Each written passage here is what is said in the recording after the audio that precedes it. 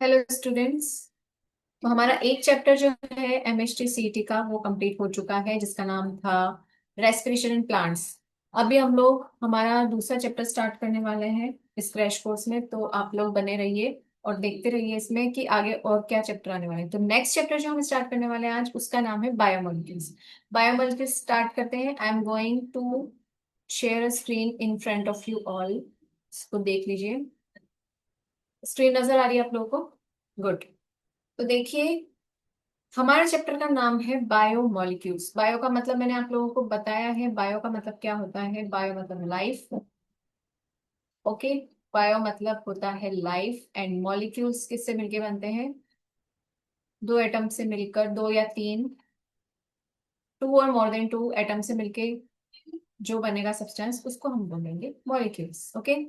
तो इसके बारे में हम इस चैप्टर में हम क्या देखने वाले हैं? हम देखने वाले हैं बेसिक इंट्रोडक्शन, इसकी definition, types of biomolecules and their subtypes like macromolecules, micromolecules. तो सबसे पहले डेफिनेशन, बेसिक इंट्रोडक्शन का देख लेते हैं। बायोमोलिक्यूल्स जो है वो क्या होते हैं? वो केमिकल कंपाउंड्स होते हैं that are found in living organism. ठीक है। ऐसे केमिकल कंपाउंड्स, देखो मॉलिक्यूल किस में पढ़ते हैं हम लोग? केमिस्ट्री में। लाइक हम लोग केमिस्ट्री की बात इसमें करने वाले हैं। लाइफ किससे रिलेटेड है? बायोलॉजी से। यानी बायोकेमिस्ट्री, ये बायोकेमिस्ट्री का मिक्सिंग है। ये एक ब्रांच भी है बायोलॉजी की, जिसको बोलते हैं हम बायोकेमिस्ट्री। ठीक है। तो ये बात कोई नहीं कहेगा कि बायोलॉजी में हम केमिस्ट्री क्यों पढ़ रहे हैं, क्योंकि हमारी बॉडी में भी केमिकल्स हैं, उन केमिकल्स को हमें पढ़ना ही पड़ेगा। ठीक है। तो केमिकल्स जब हम स्टडी करते हैं विद इन अ बायोलॉजी, यानी अ लाइफ, अ बॉडी, तो हम बोलेंगे उसको बायोमोलिक्यूल्स या बायोकेमिस्ट्री। चलिए, अब क्या क्या चीजें इसमें होती हैं? They include organic and inorganic compounds. Organic compounds हमको पता है कौन कौन से होते हैं, और इनऑर्गेनिक, इनके अलावा जितने भी हैं और वो सभी क्या है? Inorganic compounds. तो चलिए स्टार्ट करते हैं। ये हो गया हमारा बेसिक इंट्रोडक्शन। अब हम लोग देखेंगे analysis of chemical composition in tissue. तो देखिए, आपको एक पिक्चर नजर आ रही है। इस पिक्चर में क्या कर रहे हैं? जब हम किसी भी लिविंग टिश्यू को ग्राइंड करते हैं, उसको पूरा इस तरह से मोर्टार एंड पेसल से ग्राइंड करते हैं। वेजिटेबल या कोई भी लीवर का हमने पीस ले लिया, मान लो किसी एनिमल का लीवर ले लिया। ठीक है। और उसके बाद हमने वेजिटेबल भी हम ले सकते हैं, उसको हम ट्राई क्लोरो एसिटिक एसिड, जिसका फॉर्मूला है ये। ठीक है। ट्राई क्लोरो, थ्री क्लोरीन के इसमें है मॉलिक्यूल्स, और कार्बन, सॉरी एक कार्बन है और ये हो गया एसिड, तो ट्राई क्लोरो एसिटिक एसिड। इसको हमने, जब हमने मिक्स किया, एक थिक स्लरी लाइक स्ट्रक्चर बना दिया, पेस्ट लाइक स्ट्रक्चर बना दिया। उसको जब हम इस तरह से इसमें स्ट्रेन करेंगे, यानी छानेंगे उसको, तब हमको क्या मिलेगा? चीज क्लॉथ, यानी जो मुस्लिम क्लॉथ होता है वो हम ले सकते हैं, या कॉटन का क्लॉथ ले सकते हैं। तो दो फ्रैक्शन मिलेंगे हमें। एक तो जो फिल्टर हो जाएगा नीचे इस बॉल में, और दूसरा जो ऊपर जो हमें मिलेगा किसमें? Filter paper. तो जो नीचे मिला वो हो गया फिल्ट्रेट, क्योंकि फिल्टर हो चुका है, और जो फिल्टर नहीं हो पाया, उसको हमने बोल दिया रिटेंटेट। यानी फिल्टर पेपर में हमको मिल जाएगा जिस जो हमें रिटेंशन हो गया है जिसका, यानी वो हमें वापस मिल गया है, वो नीचे नहीं गया पास होके। और जो नीचे गया फिल्टर पेपर के, उसको बोलेंगे फिल्टर रेट। कौन सी रेट? फिल्ट्रेट। क्लियर है? अब उसके बाद हम लोग देखेंगे कि जो फिल्ट्रेट होता है वो फिल्टर क्यों हो पाया, क्योंकि वो एसिड में सॉल्युबल हो चुका था। तो इसका नाम हम बोलेंगे एसिड सॉल्युबल पूल। और रिटेंटेड क्यों नहीं नीचे जा पाया, फिल्टर पेपर के अंदर नहीं जा पाया? क्योंकि वो इनसॉल्युबल था, मिक्स नहीं हो पाया। तो एसिड के साथ जब छन के नीचे आना था तब वो नहीं आ पाया। उसको बोलेंगे एसिड इनसॉल्युबल। क्योंकि वो इनसॉल्युबल था इसलिए वो हमको नहीं मिल पाएगा। क्लियर है? फिल्टर पेपर के अंदर, मतलब नीचे की साइड बाउल में नहीं जा पाएगा, उसे क्रॉस नहीं कर पाएगा। अब जो फिल्ट्रेट होता है, जिसको हमने एसिड सॉल्युबल पूल कहा है, उसमें बायो माइक्रो मॉलिक्यूल्स होते हैं, यानी छोटे पार्टिकल्स थे, इसीलिए वो उस पोर में से, फिल्टर पेपर के जो पोर्स होते हैं उसमें से पास होके बॉल में चले गए। लेकिन रिटेंटेड जो है वो बायो मैक्रो मॉलिक्यूल, यानी कि लार्ज मॉलिक्यूल है। माइक्रो का मतलब होता है स्मॉल, एंड मैक्रो मीन्स होता है लार्ज। तो लार्ज मॉलिक्यूल है, इसलिए वो ऊपर ही रह गए, स्पोर को नीचे पास आउट नहीं हो पाया। वेट कितना होगा फिल्ट्रेट का? Less than 1000 Dalton. और रिटेंटेड का कितना हो गया? Greater than 1000 Dalton. अगर इस 1000 की जगह 1 किलो डाल्टन भी आ गया तो आप लोग समझ जाना 1000 है, क्योंकि किलो का मतलब होता है 1000। ठीक है, क्लियर है चीज? तो बहुत ही ध्यान से क्वेश्चन पेपर पढ़ना, ऐसे मत सोचना कि सीईटी है तो आप इजीली मतलब ऐसे ही, हाँ बस। अगर ध्यान से पढ़ोगे पेपर तो आप एकदम सही टिक करके आओगे और आपके मार्क्स भी इसमें आएंगे। ठीक है, क्योंकि स्कोरिंग तो है ही, तो इजीली आप लोग कर लोगे। अब हम देखेंगे एनालिसिस ऑफ इनऑर्गेनिक कंपाउंड को कैसे एनालाइज करेंगे। तो एक तो होता है लिविंग टिश्यू में दो तरह के वेट होते हैं, एक तो वेट वेट और ड्राई वेट। वेट वेट यानी कि लिविंग टिश्यू, क्योंकि उसमें फ्लूइड वगैरह भी होंगे, और ड्राई जब हम उसको कर देते हैं, सुखा देते हैं, तो जब वाटर मॉलिक्यूल्स उसके इवेपोरेट हो जाते हैं तो हम उसको बोलते हैं ड्राई वेट। ठीक है, जो इनऑर्गेनिक कंपाउंड होते हैं पूरी तरह से बर्न, जैसे मान लो कोई भी चीज हमने बर्न की, तो जब बर्न करने के बाद ऐसे ऐश आपको मिलेगी। ठीक है, जो ऐश होती है ये क्या है, ये जो भी पाउडर लाइक स्ट्रक्चर, इसी को हम क्या बोलते हैं, ऐश बोलते हैं। तो इसका मतलब क्या है कि कार्बन के जितने भी कंपाउंड्स हैं वो पूरी तरह से बर्न हो चुके हैं। क्यों? क्योंकि उनमें ऑक्सीजन था, यानी उसका क्या हो चुका है, ऑक्सीडेशन हो चुका है। और वो किस फॉर्म में आ गए हैं, कार्बन डाइऑक्साइड एंड वाटर में। ठीक है, गैसेस फॉर्म में वो आ चुके हैं। तो इस तरह से हमको जो पाउडर लाइक स्ट्रक्चर मिलता है वही क्या होता है, हमारा कार्बन। ठीक है, उसके बाद ऐश जो होती है, उस ऐश में क्या क्या चीजें, inorganic elements like calcium, magnesium, sodium, potassium, और इनऑर्गेनिक कंपाउंड्स भी होते हैं। एलिमेंट्स तो ये सब हो गए सिंगल सिंगल, और ऑर्गेनिक इनऑर्गेनिक कंपाउंड्स का मतलब हो गया सल्फेट आयन जिसमें सल्फर और ऑक्सीजन है, phosphate ion, sodium chloride, calcium carbonate etcetera. तो इस तरह से जो ऐश है उसमें ये सब्सटेंस हमको मिल सकते हैं। अब अगर हम कंपेयर करेंगे किसी लिविंग मैटर को, अगर हम नॉन लिविंग मैटर से अगर हम कंपेयर करते हैं तो क्या होगा, देखते हैं किसमें क्या प्रेजेंट है। तो देखिए इसमें हम लोगों को आपको ये नजर आ रहा है एक पर्सन की बॉडी, उसमें क्या क्या चीजें हो सकती है, और अर्थ के क्रस्ट में क्या क्या चीजें होंगी, उसका परसेंटेज हम डिटरमाइन करते हैं। हाइड्रोजन अर्थ क्रस्ट में है 0.14, ह्यूमन बॉडी में है 0.5, ह्यूमन बॉडी में ज्यादा है। कार्बन अर्थ क्रस्ट में 0.03 है और हमारी बॉडी में 18.5। ऑक्सीजन अर्थ क्रस्ट में है 46.6, हमारी बॉडी में 65। नाइट्रोजन बहुत कम होती है अर्थ क्रस्ट में और हमारी बॉडी में होता है 3.3। और सल्फर 0.03, हमारी बॉडी में 0.3। सोडियम 2.8, हमारी बॉडी में 0.2। और कैल्शियम 3.6, हमारी बॉडी में 1.5। मैग्नीशियम 2.1 और हमारी बॉडी में 0.1। सिलिकॉन जो है अर्थ क्रस्ट में सबसे ज्यादा होती है 27.7, हमारी बॉडी में होती है नेग्लिजिबल। तो ऐसा का ऐसा क्वेश्चन उठ के आता है, ये कई बार पूछा गया है सिलिकॉन के बारे में। ध्यान रखना, नेग्लिजिबल ही हमको टिक करके आना। क्लियर है? अब हम देख आगे बढ़ते हैं, तो आगे हम लोगों को नजर आएगा बायो माइक्रो मॉलिक्यूल। क्या होते हैं बायो माइक्रो मॉलिक्यूल?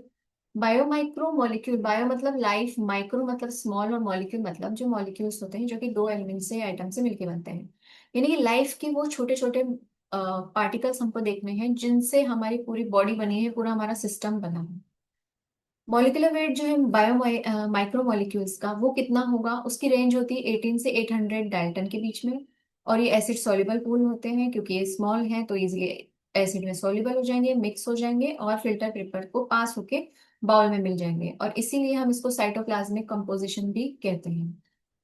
तो कितने टाइप से, amino acids, lipids, sugar and nitrogen bases, ये हमारी किस कैटेगरी में आते हैं, बायो माइक्रो मॉलिक्यूल में आएंगे। क्लियर है?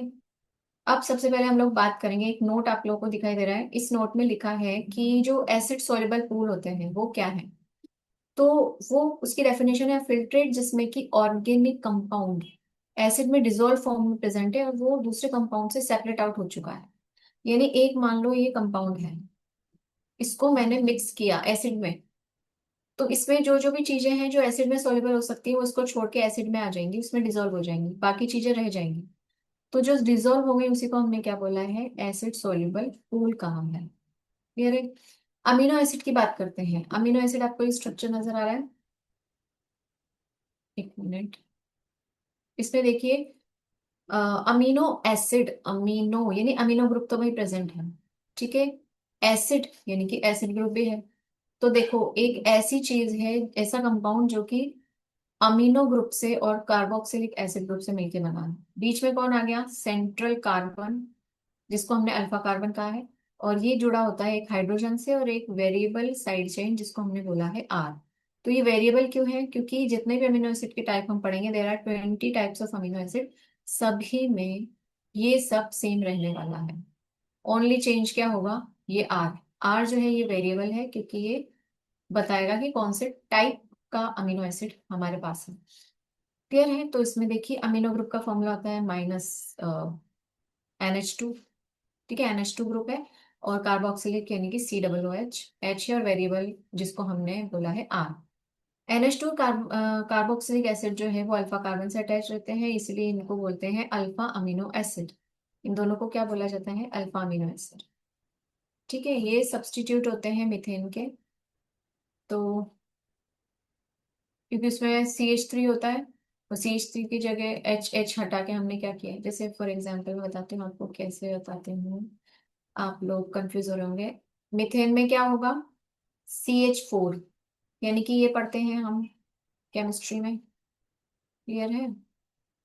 तो इसमें देखो हमने क्या किया, ये वाला H हटा दिया, इसकी जगह हमने ये कार्बोक्सिलिक एसिड जोड़ दिया। ये वाला H हटा दिया, इसकी जगह हमने अमीनो ग्रुप जोड़ दिया। तो ये दोनों क्या हो गए? सब्स्टिट्यूट हो गए, यानी उन्होंने चेंज किया, सब्स्टिट्यूट किया, उन्होंने रिप्लेस करके खुद आ गए। और ये आर चेन को भी हमने क्या किया है, यहाँ H की जगह पे हम आर चेन को जोड़ देंगे। क्लियर है? तो बेसिकली ये दोनों ज्यादा इंपॉर्टेंट, बिल्कुल स्ट्रक्चर चेंज कर लेते हैं अपना, इसीलिए हमने इनको बोला है सब्स्टिट्यूट। ठीक है, तो अब हम आगे बढ़ते हैं इसमें स्लाइड में। अगर आपने इसका ये वाला स्ट्रक्चर तो याद रखना ही है आपको, लेकिन अगर इस तरह का स्ट्रक्चर आता है लाइन बार स्ट्रक्चर, तो उसमें आप कैसे करोगे? ये कार्बन होता है, ये कार्बन होता है, हो गया एसिडिक ग्रुप, अमीनो ग्रुप, और सी से जुड़ गया है। एच को हम नहीं लिखते हैं, ये तो हमें पता है, केमिस्ट्री में पढ़ा है हम लोगों ने। ठीक है, नेक्स्ट आता है बायोमाइक्रोमोलिक्यूल में। देखो चेंज कैसे हो रहा है, हमने तीन अमीनो एसिड को कंपेयर करके देखा।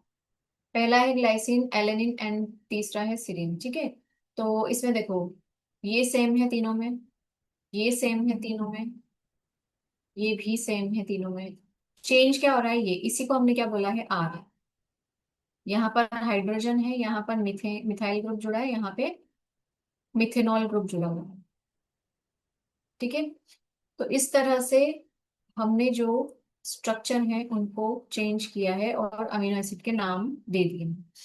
There are 20 types of amino acids जो कि प्रोटीन सिंथेसिस में काम में आते हैं। ठीक है, तो देखो उसमें भी अगर हम सब टाइप्स पढ़ेंगे तो तीन तरह के होते हैं, एसिडिक अमीनो एसिड, बेसिक और न्यूट्रल अमीनो एसिड। एसिडिक नाम से पता चल रहा है, एक एसिड लगेगा, ग्लूटामिक एसिड, एस्पार्टिक एसिड।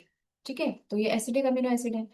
और बेसिक का मतलब है जितने भी लाइसिन वगैरह है, लाइसिन है, और लाइसिन, ग्लाइसिन, ये वाले जो अमीनो एसिड हैं ये कौन से हैं? अपने basic amino acid. Neutral amino acid वो है जो है, उसका एग्जांपल है अपना वेलिन। यानी ये पता कैसे करेंगे? एसिडिक अमीनो एसिड में दोनों एंड्स पे क्या होगा? एसिडिक ग्रुप होगा, carboxylic group. Basic amino acid में दोनों चेन की दोनों एंड पे क्या होगा?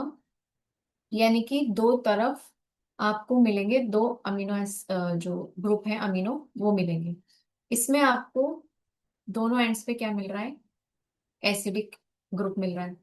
न्यूट्रल में देखो क्या हो रहा है, तो न्यूट्रल में एक कार्बोक्सिलिक एसिड और दूसरा अमीनो, तो इसने न्यूट्रल कर दिया, माइनस चार्ज, और अमीनो पॉजिटिव चार्ज का होता है। तो इसी तरह से हमने इनके नाम रख दिए। कुछ अमीनो एसिड और होते हैं जो एरोमेटिक होते हैं। एरोमेटिक कंपाउंड्स हमें पता है क्या होते हैं, जिनमें अरोमा होता है। अरोमा मतलब फ्रेगनेंस, यानी गुड स्मेल। तो फ्रेगनेंस इनमें होगी टायरोसिन, फिनाइलएलेनिन और ट्रिप्टोफैन। ठीक है, तो इसीलिए हमने इनको, ये रिंग स्ट्रक्चर में प्रेजेंट होते हैं, और इसीलिए हमने इनको बोला है एरोमेटिक अमीनो एसिड। ठीक है, नेक्स्ट आता है हमारा, फिर हमने उनको डाइट के बेसिस पे जो है क्लासिफाई किया। तो essential amino acid and non essential amino acid. Essential यानी कोई ऐसी चीज जो डाइट में मुझे चाहिए, यानी मान लो कि ये पेन मेरे पास है, ये पेन मुझे चाहिए क्या? ऑलरेडी मेरे पास है, तो मुझे पेन की जरूरत नहीं है। तो मेरे लिए क्या हो गया उस टाइम पे? Non essential. अगर मेरे पास पेन नहीं है यानी मुझे वो चाहिए, तो मेरे लिए वो जो चाहिए मुझे वो क्या हो गया, एसेंशियल। तो जो मेरी बॉडी में नहीं है वो मैं कहाँ से लूंगी, डाइट से। और जो मेरी बॉडी में है तो मेरे लिए नॉन एसेंशियल है, क्योंकि मेरी बॉडी खुद सिंथेसिस कर रही है। एग्जाम्पल है ग्लाइसिन, एलेनिन, सेरिन और आर्जिनिन। एसेंशियल अमीनो एसिड जो मैं फूड से लूंगी, लाइसिन, ल्यूसिन, आइसोल्यूसिन, ट्रिप्टोफैन। कैसे याद करोगे, lysine, leucine, isoleucine, lysine, leucine, isoleucine, तीनों बहनें। और यहाँ पर डंडी खींच दो, ट्रिप्टोफैन हो गया। ठीक है, अब ये चारों बेचारे अलग हैं, ग्लाइसिन, सेरिन, हाँ, एलेनिन एंड आर्जिनिन, दोनों बहने लग रही हैं। ठीक है, तो याद हो जाएगा आप लोगों को। I hope essential and non essential amino acids clear है। अब हम लोग बात करेंगे ज्विटर आयन की। तो what do you mean bye zwitter ion. देखो, अमीनो एसिड जो है उनका आयनाइजेबल नेचर होता है। आयनाइजेबल नेचर का मतलब होता है कि प्लस चार्ज होगा, पॉजिटिव आयन, नेगेटिव आयन, दोनों तरह के आयन्स हमें मिलेंगे। लेकिन अगर दोनों ही आयनाइज्ड फॉर्म में प्रेजेंट है तो उसे हमने बोल दिया जीटर आयन। देखो, किसी किसी में क्या होता है, ये वाला स्ट्रक्चर देखो, इसमें ओनली माइनस चार्ज है, यानी कैसा है, नेगेटिव आयन। इसमें ओनली प्लस चार्ज है, ये वाला न्यूट्रल है। तो इस वाले पूरे कंपाउंड में देखेंगे तो कितना चार्ज हो जाएगा, प्लस चार्ज। इस पूरे कंपाउंड में अगर अपन देखेंगे तो माइनस चार्ज। और इसमें प्लस भी है, माइनस भी, तो दोनों ने एक दूसरे को न्यूट्रल कर दिया है। ठीक है, दोनों प्रेजेंट है, इसलिए हमने उनको बोला है ज्विटर आयन। तो जो बीच की कंडीशन है, मिडवे, इसको हम क्या बोलेंगे, ज्विटर आयन। अब हम लोग देखते हैं लिपिड्स के बारे में। तो लिपिड्स क्या होता है बच्चों, लिपिड्स, घी, तेल, जो भी चीजें हैं, क्या है, वाटर में इनसॉल्युबल है। और इनमें CHO यानी कार्बन, हाइड्रोजन, ऑक्सीजन होता है। ऑक्सीजन का नंबर लेकिन इसमें बाकी जो बायो माइक्रोमोलिक्यूल्स हैं उनके कंपैरिजन में कम मिलता है। ऑक्सीजन इनमें कम होगा, इसीलिए ये वाटर में अच्छे से डिसॉल्व भी नहीं हो पाता है। नेक्स्ट आता है types of lipids, simple lipids, compound lipids and derived lipids. ठीक है, अब इनके स्ट्रक्चर के बारे में हम लोग बात करेंगे। तो there are three types of lipids, simple, compound and derived. Clear है। नेक्स्ट हम बात करेंगे इनके, सबसे पहले लेंगे हम सिंपल लिपिड को। तो सिंपल लिपिड में आपको क्या नजर आ रहा है, कोई भी ऑयल वगैरह है, जैसे कोकोनट ऑयल को ले लो। लिपिड का बनता कैसे, fatty acid and alcohol. Alcohol में हम क्या लेंगे, ग्लिसरॉल। ठीक है, तो it is a chain of fatty acid. अगर डेफिनेशन पूछते हैं तो fatty acid and glycerol, glycerol. ठीक है, अब इसमें क्या होता है कि फैटी एसिड जो है वो हाइड्रोकार्बन यानी कि R ग्रुप से अटैच रहते हैं, एंड में COOH जुड़ जाता है। ठीक है, जैसे पामेटिक एसिड है, उसके बाद आता है एराकिडोनिक एसिड। तो ये सब क्या है, सिंपल लिपिड के एग्जाम्पल हैं। क्यों, क्योंकि इनमें कैसा स्ट्रक्चर है, सिंपल चेन लाइक स्ट्रक्चर है। इनमें कुछ भी कॉम्प्लेक्स स्ट्रक्चर हमें नजर नहीं आ रहा। नेक्स्ट आता है टाइप्स ऑफ फैटी एसिड। तो दो तरह के फैटी एसिड के टाइप्स हैं, सैचुरेटेड एंड अनसैचुरेटेड। ये किसके बेस पे है, ये presence of double, single and triple bond के बेसिस पे है। सैचुरेटेड मतलब कोई डबल ट्रिपल बॉन्ड नहीं होगा, अनसैचुरेटेड में डबल बॉन्ड भी होगा, ट्रिपल भी हो सकता है। ठीक है, फर्स्ट इसका एग्जांपल है फार्मेटिक एसिड, क्योंकि सारे सिंपल बॉन्ड है इसमें। देखो, इसको मत देखना, ये वाला जो बॉन्ड है ये कार्बन ऑक्सीजन के बीच में, हम कार्बन कार्बन के बीच में बॉन्ड देखेंगे। ठीक है, तो ये कोई नहीं बोलेगा कि ये जो है ये डबल बॉन्ड प्रेजेंट है तो ये अनसैचुरेटेड होना चाहिए। कार्बन कार्बन बॉन्ड बोला है ना उसने, डबल बॉन्ड कार्बन कार्बन, और इसमें कार्बन कार्बन सिंगल बॉन्ड होना चाहिए। जैसे इसके बीच में देखेंगे हम एराकिडोनिक एसिड में, ये कार्बन कार्बन के बीच में है। क्लियर है, तो ये हो गया है हमारा, आप पहचान लोगे अनसैचुरेटेड, सैचुरेटेड। ठीक है, और दूसरा क्या है, स्टेरिक एसिड का एग्जांपल था ये, और ऑलिक एसिड है। नेक्स्ट देखते हैं हम स्ट्रक्चर ऑफ ग्लिसरॉल। ग्लिसरॉल का स्ट्रक्चर कैसा होता है, इसका एक नाम हो रहा है ट्राई हाइड्रोक्सी प्रोपेन। क्यों, क्योंकि तीन एल्कोहल जो ग्रुप है, हाइड्रोक्सिल ग्रुप है, वो प्रेजेंट है। तो ट्राई, 1 2 3, ट्राई हाइड्रोक्सी प्रोपेन, ये प्रोपेन ग्रुप हो गया, 1 2 3। ये तो पता है आप लोगों को, ethane, methane, propane, butane, pentane, hexane, heptane. ठीक है, तो उसी तरह से ये तीन कार्बन है, इसीलिए हमने बोल दिया प्रोपेन। तो अगर पूछा जाता है तो आप टिक कर दोगे ट्राई हाइड्रोक्सी प्रोपेन किसका नाम है, ग्लिसरॉल का। नेक्स्ट हम आते हैं फैटी एसिड पे। तो फैटी एसिड में हम पामेटिक एसिड को ऐड कर रहे हैं कहाँ पे? पामेटिक एसिड को हम ऐड कर रहे हैं इसके, ये जो ग्लिसरॉल था ना, इसके एक OH को हमने हटा दिया और उसकी जगह पामेटिक एसिड को जोड़ दिया। ठीक है, क्या बन गया? मोनोग्लिसराइड। अगर इस सेकंड वाली चेन पे भी इसको जोड़ देंगे, लाइक दिस, क्या बन गया? डाइग्लिसराइड। और तीनों पे हमने चेन जोड़ दी तो क्या बन गया? ट्राइग्लिसराइड। अब ये जो चेन है, तीनों जगह हम पामेटिक एसिड भी जोड़ सकते हैं या फिर अलग अलग ग्रुप भी जोड़ सकते हैं। आपकी इच्छा है तो दो जगह पामेटिक जोड़ दो, एक जगह स्टीरिक एसिड जोड़ दो। तो किसी भी तरह से हम ये कर सकते हैं। समझ में आ गया? Mono, di and triglyceride. अब देखो, ट्राइग्लिसराइड जो होते हैं उसमें इन्होंने डायग्राम में बता दिया है, ये देखो लंबी चेन। ठीक है, तीनों जगह जोड़ो। ट्राइग्लिसराइड R1 R2 और R3 सभी प्रेजेंट है फैटी एसिड में। R1 R3 R2। अब देखो, अगर हम लिपिड की बात करें तो मेल्टिंग पॉइंट के बेसिस पे भी हम लोगों ने इन्हें क्लासिफाई किया है, यानी कि जो मेल्ट हो गया जल्दी वो क्या कहलाएगा, और जो जल्दी मेल्ट नहीं हुआ वो क्या कहलाएगा। यानी ऑयल जो है वो रूम टेम्परेचर पे भी लिक्विड फॉर्म में ही होता है, तो इसीलिए उसका मेल्टिंग पॉइंट कम होगा, क्योंकि हम बहुत ही कम जब हम हीट प्रोवाइड करेंगे वो जल्दी से टेम्परेचर पे क्या हो जाएगा? मेल्ट हो जाएगा। वैसे तो ये मेल्ट ही रहता है, क्योंकि रूम टेम्परेचर पे कितना होगा? लिक्विड फॉर्म में होगा। और फैट जो है, जैसे कि फैट को हमने उन लोगों को फैट में रखा है जो सब्सटेंस हायर मेल्टिंग पॉइंट, जैसे कि घी। तो घी जो है, अगर थोड़ा सा टेम्परेचर डाउन हुआ तो घी क्या हो जाता है? जमने लग जाता है। तो हमें उसको हीट देनी पड़ती है। रूम टेम्परेचर पे वो क्या रहता है? रूम टेम्परेचर या रूम टेम्परेचर से थोड़ा सा अगर हमने डाउन कर दिया तो वो जमने लग जाता है, सॉलिडिफाई होने शुरू हो जाता है। तो उनको हमने रख दिया है फैट की फॉर्म में, कैटेगरी में। समझ गए? तो इसीलिए उनका मेल्टिंग पॉइंट हाई होगा, क्योंकि हमें उनको मेल्ट करने के लिए हीट देनी पड़ रही है। क्लियर है? तो टेम्परेचर इंक्रीज होगा।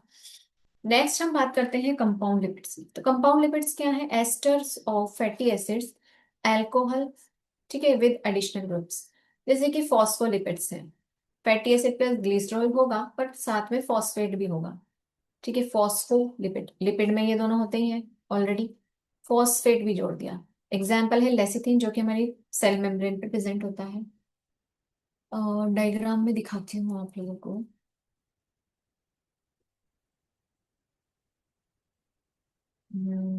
यस, ये देखिए लेसिथिन का ये फॉर्मूला है। इसमें क्या नजर आ रहा है आपको? R1 R2 and R1 and R2। ठीक है, अब ये कंपाउंड क्यों हो गया? क्योंकि फॉस्फेट इसमें जुड़ गया है और इसमें एक कॉम्प्लेक्स सा स्ट्रक्चर बना दिया। इतना सिंपल नहीं रहा ना, एकदम चेन जैसा है बस, बहुत कॉम्प्लिकेटेड लग रहा है। तो कॉम्प्लिकेटेड या कॉम्प्लेक्स चीज को ही हम क्या बोलते हैं? कंपाउंड बोलते हैं। कंपाउंड बोलते हैं। क्लियर है? हाँ, तो देखिए इसमें प्लाज्मा मेम्ब्रेन नजर आ रही है, लिपिड की बाइलेयर नजर आ रही है, इसमें ये रहे फॉस्फोलिपिड्स। ठीक है, ये फॉस्फोलिपिड्स है ना, बाइलेयर जो थी, head and tail, hydrophobic hydrophilic, जो हमने पढ़ा था cell the unit of life में, वही। तो अब नेक्स्ट हम देखते हैं, नेक्स्ट टॉपिक है हमारा डिराइव्ड लिपिड्स। डिराइव्ड लिपिड्स मतलब, डिराइव्ड लिपिड्स देखो बच्चों, दोनों का मिक्सिंग होते हैं। These are the product of hydrolysis of simple lipid and compound lipid. दोनों को मिक्स कर दिया, बन गया डिराइव्ड लिपिड। यानी कि एग्जाम्पल क्या है उसका? कोलेस्ट्रोल। अब देखो, जो डिराइव्ड लिपिड है ना, आपको ऐसा लगेगा यार सिंपल भी प्रेजेंट है इसमें और कंपाउंड भी प्रेजेंट है। दोनों तरह के लोग इस घर में रहते हैं। सिंपल लोग भी हैं और थोड़े टिपिकल लोग भी हैं। जैसे फॉर एग्जाम्पल ये देखो चेन, ये थोड़ा रिंग स्ट्रक्चर आ गया, थोड़ा कॉम्प्लिकेटेड हो गया। ये इधर देख लो, चेन जोड़ दी तो ये सिंपल हो गया। तो सिंपल और कंपाउंड को मिक्स करके हमने जो बनाया है उसे कहा है हमने डिराइव्ड लिपिड, और ये किसका फॉर्मूला है? कोलेस्ट्रॉल का। नेक्स्ट आता है शुगर, यानी कि कार्बोहाइड्रेट। अब शुगर तीसरा टाइप जो हम पढ़ने जा रहे हैं, शुगर कैसी होती है? Sugars are sweet and water soluble carbohydrate होते हैं। ये किससे बनते हैं? कार्बन हाइड्रोजन ऑक्सीजन के 1:2:1 रेशो। ये 1 होगा, ये 2 होंगे और ये 1। ठीक है, तो जैसे फॉर एग्जाम्पल फॉर एग्जाम्पल आप लोग ग्लूकोज का ले लो, ग्लूकोज में देखो C6H12O6, इस ये कट जाएगा, 1 2, ये भी एक बार आता है, ठीक है। इसमें भी देखो कितना रेशो निकल के आया, 1:2:1। क्लियर है। तो यही रेशो हमें मिलता है हमेशा किसका, शुगर का, ठीक है। 1:2:2। C6H12O6 हमने ग्लूकोज को पाया, राइबोज को बोला है C5H10O5। पेंटोस शुगर होती है राइबोस, जो कि डीएनए के स्ट्रक्चर में मिलती है। ठीक है, नेक्स्ट हम देखते हैं नाइट्रोजन बेसिस। तो डीएनए की बात की और नाइट्रोजन बेस हमको सामने ही दिख गया। तो अब देखते हैं नाइट्रोजन बेसिस। चलो उसके बारे में बात कर लेते हैं। नाइट्रोजन बेसिस क्या है? They are nitrogen cyclic compound, यानी कि इनमें साइक्लिक तो होता है स्ट्रक्चर, लेकिन उसमें नाइट्रोजन कंटेनिंग साइकिल होती है। यानी कि ये देखो साइकिल में ही नाइट्रोजन प्रेजेंट है, यहाँ प्रेजेंट है, यहाँ प्रेजेंट है। ठीक है, अब ये दो तरह के होते हैं। ये न्यूक्लिक एसिड्स में मिलते हैं। न्यूक्लिक एसिड का मतलब है DNA and RNA. Di oxy deoxyribose nucleic acid और राइबोज न्यूक्लिक एसिड। क्लियर है। अब हम इनको क्लासिफाई करेंगे, दो तरह के होते हैं, purines and pyrimidines. AG cut मैंने याद करने का तरीका बताया था आप लोगों को। प्यूरिन्स एजी कट, यानी कि वाइफ जो है वो अपने हस्बैंड से सब्जी कटवाएगी। कैसे कटवाएगी? तो पहले प्यार से बोलेगी एजी कट। ठीक है, तो इस तरह से हम ये याद करने का फॉर्मूला है, आप लोग याद रख सकते हैं। ये हो गया प्यूरिन। प्यूरिन छोटा नाम है इसलिए दो ही मेंबर को रखा है हमने इसकी फैमिली में। पायरिमिडिन बड़ा नाम है इसलिए हमने इसकी फैमिली में 3 मेंबर्स को रख दिया है। ये याद करने का तरीका है, आप इस तरह से इनको याद रख सकते हैं ताकि कोई कंफ्यूजन ना हो। नेक्स्ट हम बात करेंगे न्यूक्लियोसाइड्स के बारे में, वेरी इंटरेस्टिंग। न्यूक्लियोसाइड्स क्या है और न्यूक्लियोटाइड्स क्या है, दो चीजें आएंगी। मैंने आप लोगों को याद करने का तरीका बताया था। एक तो हो गया साइड्स, दूसरा हो गया न्यूक्लियोटाइड्स। क्या डिफरेंस है दोनों में? एस और टी का डिफरेंस है ओनली। T4 3, एस का मतलब सेकंड। ठीक है, तो यहाँ पे साइड की बात हो रही है, यानी कि कितने मेंबर आ गए, 2 मेंबर, नाइट्रोजन बेस और शुगर न्यूक्लियोसाइड बनाएगा। एडेनिन और sugar adenosine, guanine sugar guanosine, cytosine sugar cytidine, thymine sugar thymidine, uracil sugar uridine. तो ये हो गए हमारे न्यूक्लियोसाइड्स। क्लियर है। अब हम लोग बात करेंगे न्यूक्लियोटाइड्स के बारे में। तो अभी मैंने आप लोग को बताया कि T4 3 यानी 3 मेंबर होंगे। Nitrogen based sugar and phosphate, nucleotide बन जाएगा। Adenine sugar phosphate adenylic acid, guanine sugar phosphate guanylic acid, cytosine sugar phosphate cytidylic acid and cytidylic acid, thymine sugar phosphate thymidylic acid, uracil sugar phosphate uridylic acid. ये देखिए इसका formula है, इसमें क्या दिख रहा है आपको? एडेनिन जो कि राइबोस शुगर से अटैच है और दूसरे एंड पे कौन है? फॉस्फेट। ठीक है, ये 1 2 सेकेंड पे भी क्या प्रेजेंट है? 2 प्राइम पे OH प्रेजेंट है, 3 प्राइम पे OH प्रेजेंट है, 4 और ये है 5। फिफ्थ पे कौन प्रेजेंट है? फिफ्थ कार्बन पे फॉस्फेट ग्रुप। क्लियर है, ये इसका स्ट्रक्चर है। नेक्स्ट हम बात करते हैं न्यूक्लियोटाइड जो है वो क्या होते हैं? हेट्रोसाइक्लिक कंपाउंड्स होते हैं। न्यूक्लिक एसिड्स हमको किसको बोलेंगे? आरएनए और डीएनए को, जो कि न्यूक्लियोटाइड्स से मिलके बनते हैं। तो अगर क्वेश्चन में आता है कि smallest unit of DNA and RNA, आप टिक करोगे न्यूक्लियोटाइड को, साइड को मत कर देना, टाइड को ही करना, क्योंकि फॉस्फेट अगर प्रेजेंट नहीं होगा तो यूनिट जुड़ नहीं पाएगी। तो कंप्लीट यूनिट जो है जोड़ने के लिए हमें फॉस्फेट की जरूरत पड़ेगी। क्लियर है, जैसे कि मैं इस डायग्राम में आप लोगों को दिखा देती हूँ। थोड़ा सा बड़ा कर देते हैं इसको, जस्ट मिनट।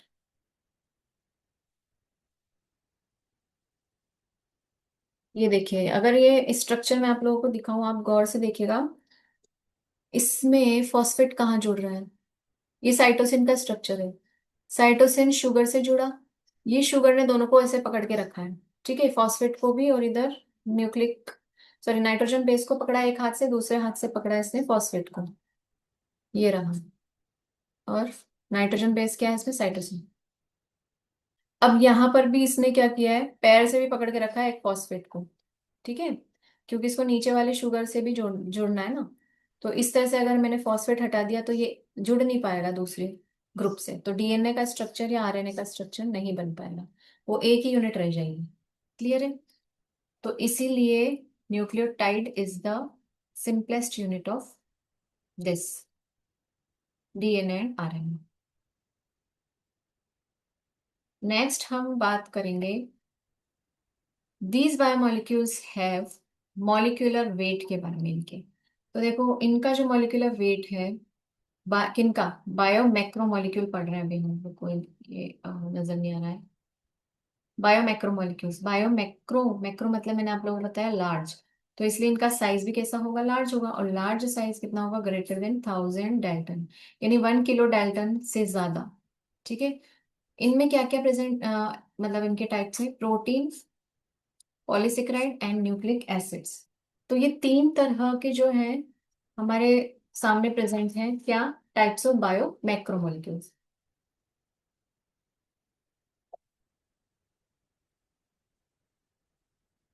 क्लियर है? तो देखो इनका जो मॉलिक्यूलर वेट निकल के आता है वो कितना निकल के आता है, वो हम लोग देख लेते हैं।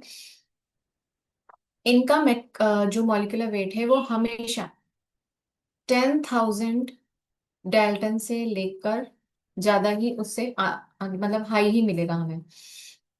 ये एसिड में इंसॉल्युबल होंगे क्योंकि लार्ज मॉलिक्यूल्स हैं।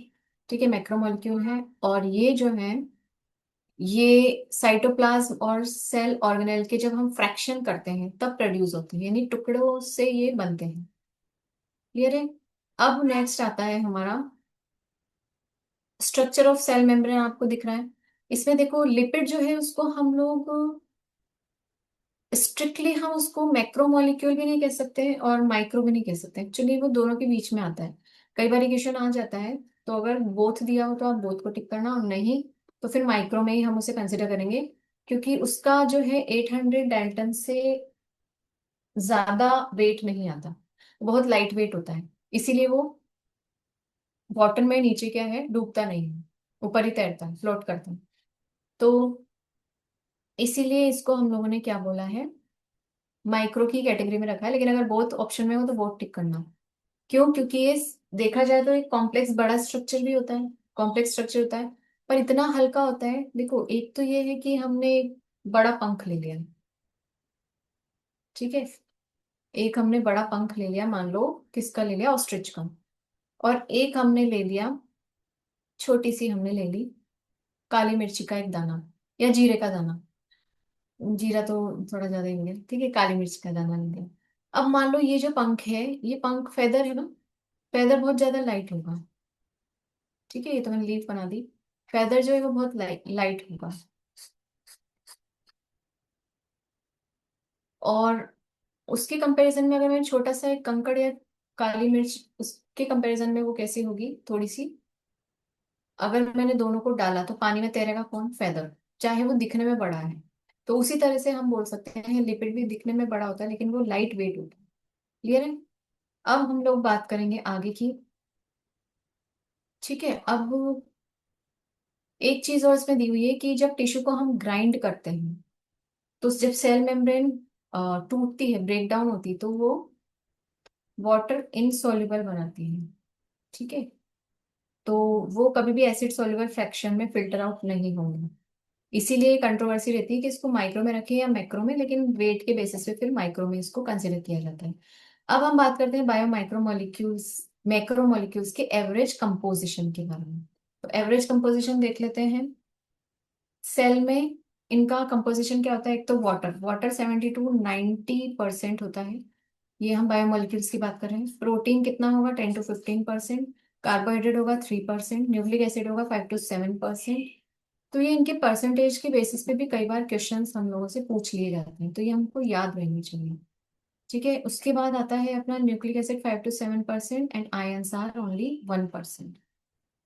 नेक्स्ट हम बात करेंगे प्रोटीन के बारे में। तो प्रोटीन क्या है, प्रोटीन जो है वो हीट्रोमोलिक्यूल, सॉरी, हीट्रोपॉलीमर है। हीट्रो मतलब डिफरेंट, पॉली मतलब मैनी, मर मतलब यूनिट।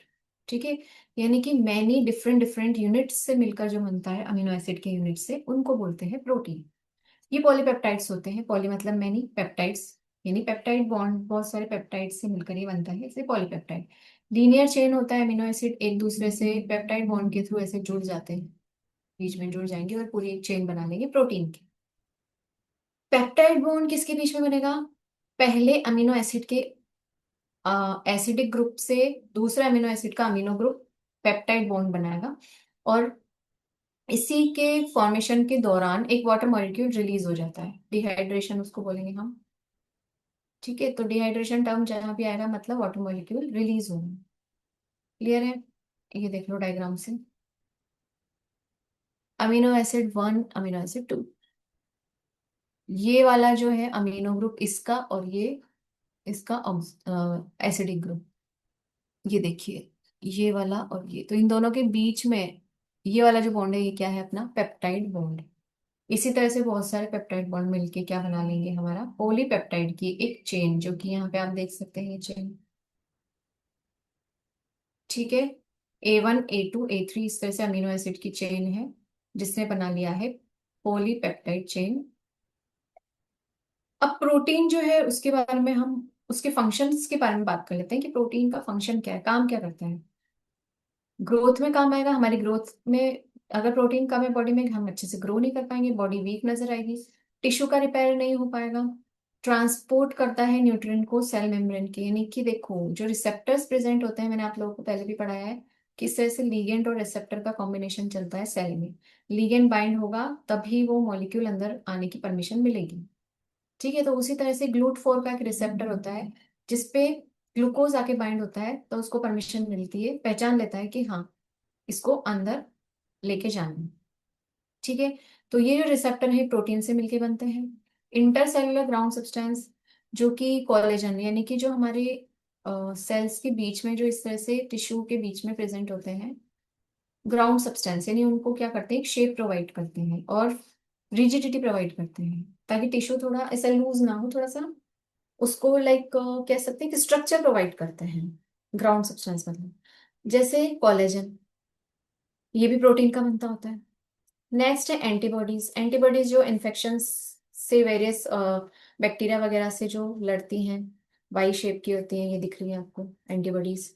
ठीक है, तो इस पे जो भी है ये पहचान लेती हैं कि बैक्टीरिया है, वायरस है।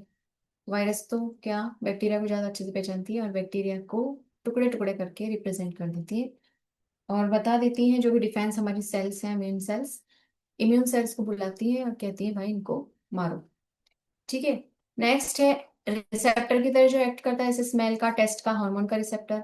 हार्मोन भी होते हैं कुछ, जैसे इंसुलिन, प्रोटीन हार्मोन है। एंजाइम्स भी होते हैं, ट्रिप्सिन, पिगमेंट जैसे कि हीमोग्लोबिन, ये सब क्या है? प्रोटीन के ही टाइप्स हैं, यानी प्रोटीन के बने हुए होते हैं। ठीक है, हीमोग्लोबिन में ग्लोबिन प्रोटीन है। नेक्स्ट आता है, इस दो पे देखो क्वेश्चन बहुत ज्यादा आते हैं कि most abundant protein in world, पूरे के पूरे वर्ल्ड में सबसे ज्यादा एनिमल वर्ल्ड की अगर मैं बात करूं तो मोस्ट अबंडेंट प्रोटीन कौन है? कोलेजन। अगर बात करते हैं बायोस्फीयर की, पूरे बायोस्फीयर की, ठीक है, यानी इसमें प्लांट भी आ गए, एनिमल भी आ गए, सब आ गए, तो क्या बोलेंगे हम? Rubisco, ribulose, bis phosphate, carboxylase, oxygenase. यानी इसमें कार्बोक्सिलिक एसिड की भी, सॉरी कार्बोक्सिल, हाँ, ग्रुप भी होता है और ऑक्सीजनेस ग्रुप भी होता है, यानी दो एंजाइम से मिलके ये बना है। ठीक है, दोनों तरह की एक्टिविटी करेगा ये, और ये हम पढ़ते हैं फोटोसिंथेसिस में, तो अभी हम इसको नहीं पढ़ेंगे क्योंकि वो हमारे सीटी में नहीं है। क्लियर है? इसमें रेस्पिरेशन ही है तो उसी की बात करेंगे।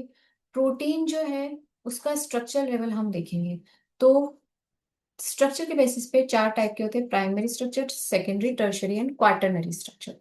प्राइमरी का मतलब क्या है? सिंपल स्ट्रक्चर, यानी सिंपल एक लाइन लीनियर स्ट्रक्चर जो है वो क्या है हमारा? प्राइमरी। जैसे फॉर एग्जांपल ये आपको दिख रहा है, प्राइमरी में कुछ भी नहीं है, सिर्फ ऐसे अमीनो एसिड की एक चेन नजर आएगी, और इसको हमने बोल दिया प्राइमरी स्ट्रक्चर। ठीक है, बॉन्ड कौन सा होगा इनमें? पेप्टाइड बॉन्ड होगा, इसलिए हमने इसको बोला है पॉलीपेप्टाइड चेन। ठीक है, लेफ्ट एंड पे पहले अमीनो एसिड में एन टर्मिनल होगा, राइट एंड पे लास्ट अमीनो एसिड में कौन होगा? सी टर्मिनल हम इसको बोलते हैं। एन टर्मिनल क्योंकि अमीनो ग्रुप है, सी टर्मिनल राइट साइड में लास्ट में, सी टर्मिनल यानी कि कार्बोक्सिल ग्रुप है। ठीक है, इजी है, इसमें कुछ भी टफ नहीं है।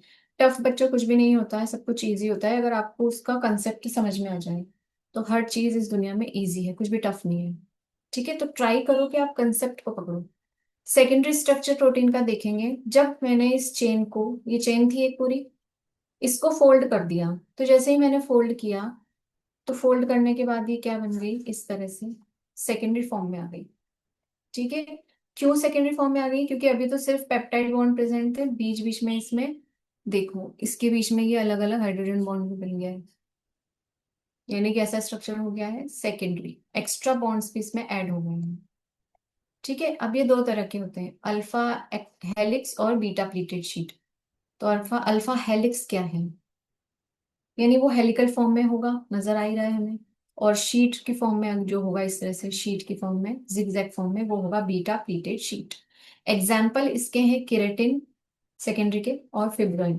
फिब्रोइन का एक और नाम है सिल्क फाइबर। ठीक है। नेक्स्ट हमारा आता है सेकेंडरी स्ट्रक्चर। अगर इसका आप देखो, केराटिन प्रोटीन का स्ट्रक्चर देख लो, केराटिन ऐसा दिखता है, स्ट्रॉन्ग लिंक डाइसल्फाइड बॉन्ड्स होते हैं बीच बीच में यहाँ, और वीक लिंक्स भी इसमें प्रेजेंट होते हैं, कुछ सेलाइन और हाइड्रोजन बॉन्ड। फिब्रोइन यानी कि सिल्क प्रोटीन में क्या होगा, इस तरह से शीट पे शीट जमी हुई है, बीटा शीट है ये, एलेनिन ग्लाइसिन रिच है, और ये इस तरह से पेपर पे पेपर जैसे कॉपी में अरेंज होते हैं, उस फॉर्म में नजर आएगी। इसलिए हमने इसको शीट नाम दिया है, बीटा प्लीटेड शीट। क्लियर है? नेक्स्ट हम बात करेंगे, नेक्स्ट बात करेंगे हम टर्शरी स्ट्रक्चर की। तो टर्शरी स्ट्रक्चर में बच्चों क्या नजर आ रहा है आप लोगों को? देख लो, टर्शरी स्ट्रक्चर, सेकेंडरी ऐसे दो फोल्ड में था, टर्शरी में मैंने उसको और कुछ कुछ कर दिया। यानी ये लीनियर था, प्राइमरी फोल्ड किया तो सेकेंडरी, और फोल्ड कर दिया तो टर्शरी। ठीक है। ये है हमारा मायोग्लोबिन, इसका एग्जाम्पल है। मायो मतलब मसल्स, यानी मसल्स में जो प्रोटीन होता है उसको बोलते हैं मायोग्लोबिन। क्लियर है? 3D व्यू आपको नजर आएगा, एक होलो वोवन वूलन बॉल जो होती है, ऊन का गोला, वैसे नजर आएगा टर्शरी स्ट्रक्चर। एग्जाम्पल है मायोग्लोबिन और एंजाइम्स। ठीक है। नेक्स्ट हम आ जाते हैं क्वाटरनरी स्ट्रक्चर में। तो अगर एक से ज्यादा यूनिट्स जो है टर्शरी के हमने जोड़ दिए, टर्शरी स्ट्रक्चर 1 2, हाँ 1 2 3 जोड़े, यहाँ पे 1 2 3 एंड 4 जोड़ दिए, यानी दो बीटा एंड दो अल्फा। ये किसका स्ट्रक्चर है? ये है हीम ग्रुप का स्ट्रक्चर, भी सॉरी, हीमोग्लोबिन का स्ट्रक्चर है। इसमें हीम ग्रुप प्रेजेंट है। ये पूरा स्ट्रक्चर क्या है, ग्लोबिन प्रोटीन हीम ग्रुप पे जुड़ गया तो नाम दे दिया हीमोग्लोबिन। ठीक है, क्लियर है ये? तो क्वाटरनरी में एग्जांपल आएगा हीमोग्लोबिन, मायोग्लोबिन किस में आएगा, टर्शरी में।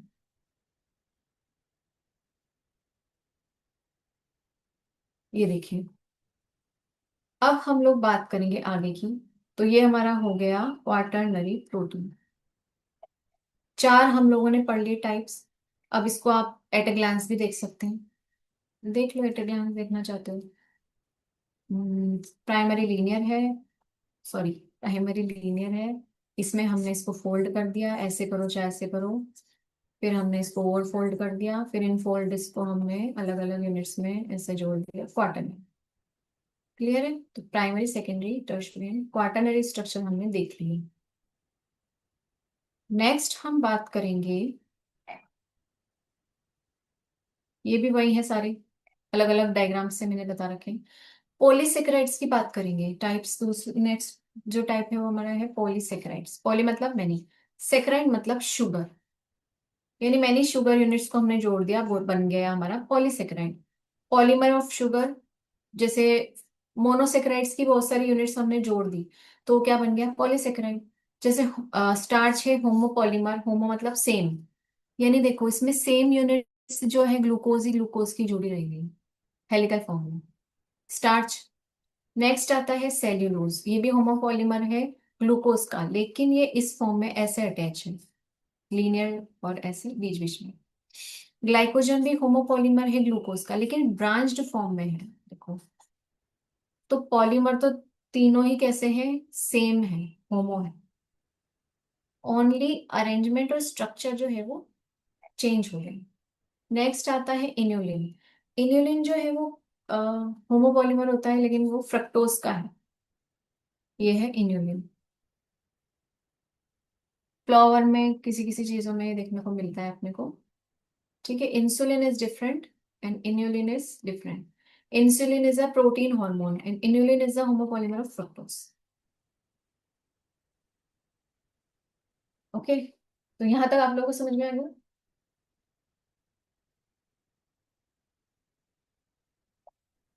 बात करेंगे अब कॉम्प्लेक्स पॉलीसेकेराइड जो होते हैं, उनमें क्या होता है कि अमीनो शुगर, उनको हम बोलते हैं जिसमें हमने अमीनो ग्रुप जोड़ा है, ग्लूकाजामीन एन एसिटाइल गैलेक्टोजामीन, ये क्या है, ये कॉम्प्लेक्स पॉलीसेकेराइड बहुत ज्यादा टफ है। काइटिन है, एन एसिटाइल ग्लूकोजामीन, ये कहाँ प्रेजेंट होता है, आर्थ्रोपोड के एक्सोस्केलेटन में या फिर फंगल सेल वॉल। इस पे बहुत क्वेश्चन आते हैं, याद रखना। क्लियर है? 2 सेकेंड।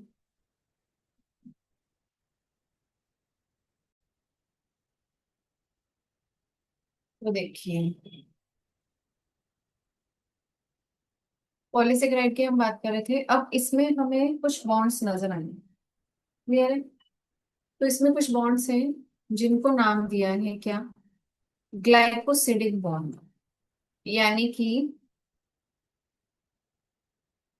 ये देखिए,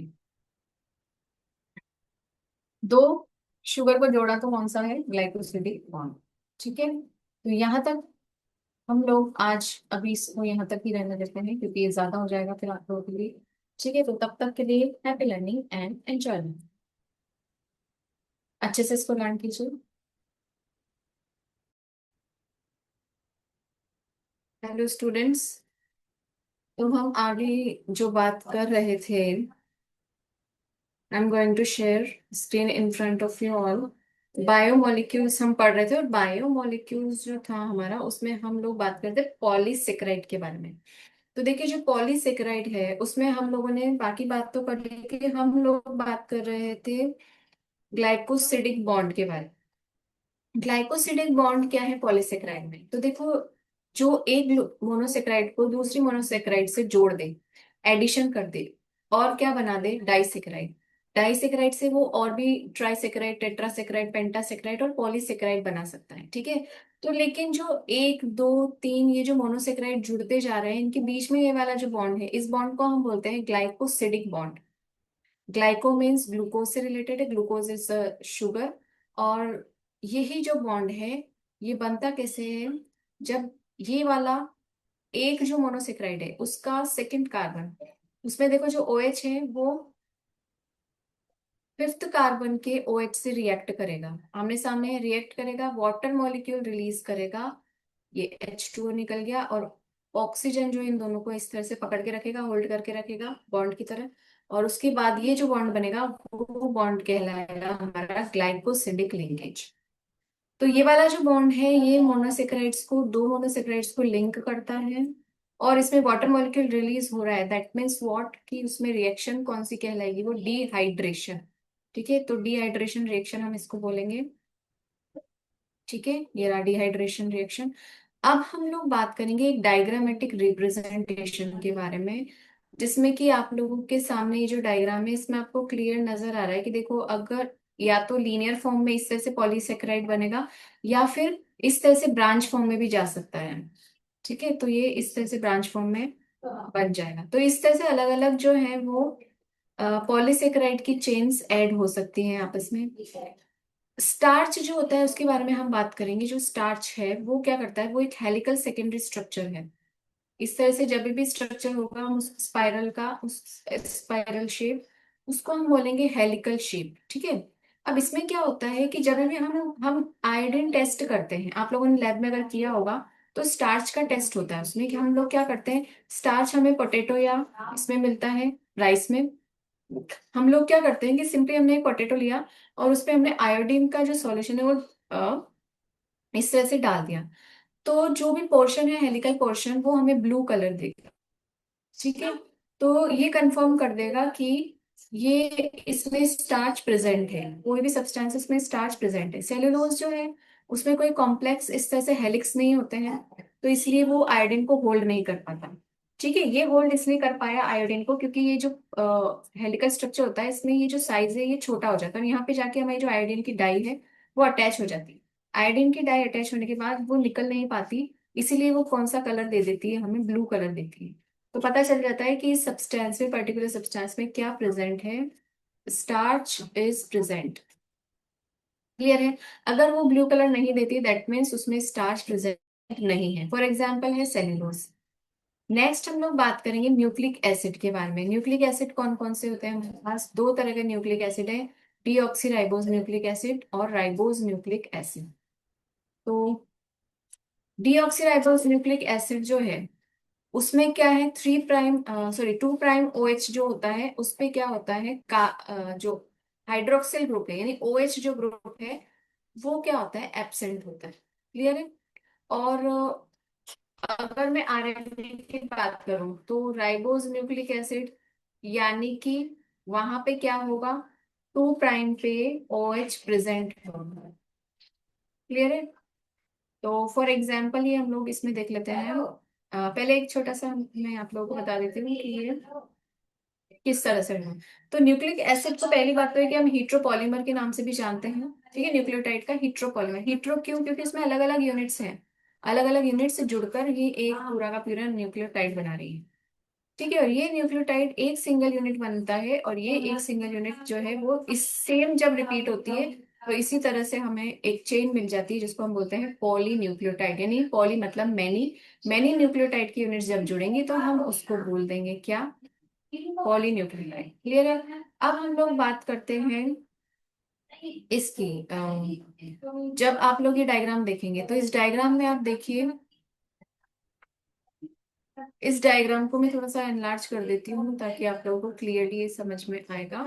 ओके, अब हम देखते हैं ये वाला डायग्राम फिक्स है।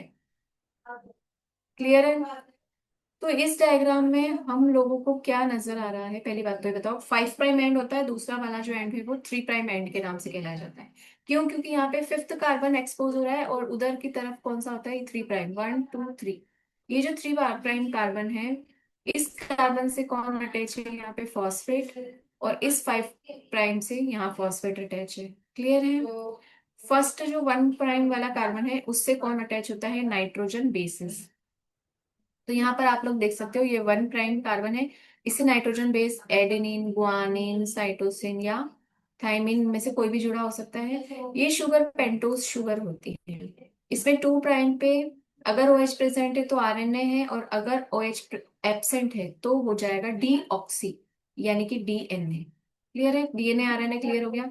अब ये जो 5 प्राइम है इस पे भी देखो फॉस्फेट ग्रुप प्रेजेंट होता है। ठीक है, तो ये एक यूनिट है, ये सिंपल यूनिट है, लेकिन अगर इसको दूसरी यूनिट से जुड़ना है तो फिर दूसरा फॉस्फेट ग्रुप जो है वो यहाँ पे आके बाइंड होगा, 3 प्राइम पे आके बाइंड होगा। अब क्लियर हुआ आप लोगों को, समझ में आ गया कि किस तरह से बॉन्ड बनाता है?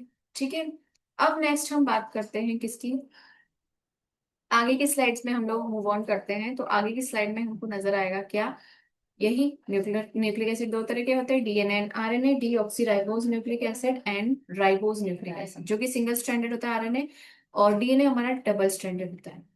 अब हम लोग देखते हैं कि देखिए ये एंटी पैरेलल स्ट्रैंड हम बोलते हैं DNA का, क्यों? क्योंकि 5 प्राइम के सामने कौन सा वाला एंड है, 3 प्राइम वाला एंड है। क्लियर है? तो अब जो सेकेंडरी स्ट्रक्चर DNA का है वाटसन एंड क्रिक ने दिया था, इसको डबल हेलिक्स मॉडल भी कहा जाता है। ये जो आपको लेडर की तरह नहीं दिख रहा है, इस तरह से जो रोटेट वाली लेडर होती है, ये लेडर, ये सीधी वाली है, स्ट्रेट है, ये थोड़ी सी स्पाइरल शेप में है। तो जब हम इस स्ट्रेट वाली लेडर को इस तरह से यहाँ से मोड़ मोड़ के स्पाइरल बना देंगे तो ऐसी शेप में आ जाएगी। कई घरों में होती है ऐसी स्टेयर्स, ये स्टेयर्स की तरह दिखते हैं, जो कि क्या है, हमारे नाइट्रोजन बेसिस। ठीक है, इनके बीच में जो बॉन्ड है वो बॉन्ड कहलाता है हाइड्रोजन बॉन्ड। फिर उसके बाद sugar phosphate, sugar phosphate, sugar phosphate, ये वाली जो अल्टरनेट आपको फॉर्म नजर आ रही है ये इसकी क्या बनाती है, जो दो डंडे होते हैं उसका फॉर्मेशन करती है। क्लियर है? यानी कि शुगर फॉस्फेट की बैकबोन, इसे हम बैकबोन बोलते हैं। बैकबोन बच्चे इसको समझ जाते हैं लेकिन ये नहीं है, ये स्टेयर्स है, स्टेयर केस बोलते हैं इसको अपन। तो इस तरह से DNA जो है उस वो कितने तरह के होते हैं, 6 टाइप के DNA होते हैं। DNA में दो पॉलीन्यूक्लियोटाइड स्ट्रैंड्स होते हैं और एंटी पैरेलल अरेंज है, डबल हेलिक्स बनाते हैं। ठीक है, ये दो स्ट्रैंड्स आपस में स्पाइरली अरेंज है, तो डबल हेलिकल स्ट्रक्चर हो गया। अब हम लोग बात करते हैं कि किस तरह से ये काम। अब देखिए, ये डिस्टेंस भी हम लोग एक बार देख लेते हैं इनकी। तो डिस्टेंस आप लोगों को नजर आ रही है कि ये वाली जो डिस्टेंस है, कौन सी, ये वाली, यानी कि एक स्पाइरल, वन स्पाइरल के बीच में डिस्टेंस क्या है, 3.4 नैनोमीटर, सॉरी 34 नैनोमीटर। और अगर हम आंगस्ट्रॉम की बात करेंगे तो 3.4, एक पॉइंट बीच में लग जाएगा, आंगस्ट्रॉम में ये यूनिट हो जाएगी। यूनिट से आप ध्यान रखना, उसके अकॉर्डिंग ही हमें टिक करना है। नेक्स्ट जो दो स्टेयर्स हैं उनके बीच में जो डिस्टेंस आती है वो आती है अपने 0.34 नैनोमीटर। और अगर आर्मस्ट्रॉन्ग में आएगी तो कितनी आ जाएगी, आर्मस्ट्रॉन्ग में आएगी तो कितनी आ जाएगी ये, 0.34 नैनोमीटर है अपनी नैनोमीटर में। ठीक है,